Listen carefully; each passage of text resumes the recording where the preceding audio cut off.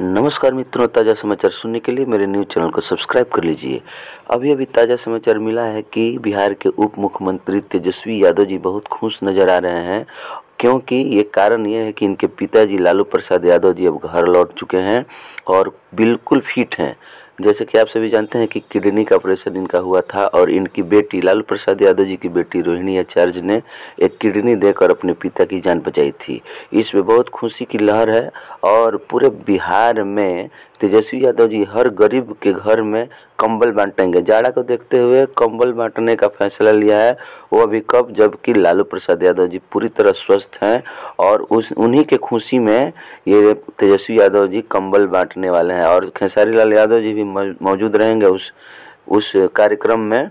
जैसे कि आपको ताज़ा समाचार मिला है, हम बता दे रहे हैं कि हर पंचायत में तेजस्वी यादव जी कंबल बांटेंगे, हर गरीब परिवार को बांटेंगे लालू प्रसाद यादव जी के घर लौटने के बाद। जैसे ही डेट तारीख तय होगा वैसे बताएंगे। बने रहिए मेरे न्यूज़ चैनल।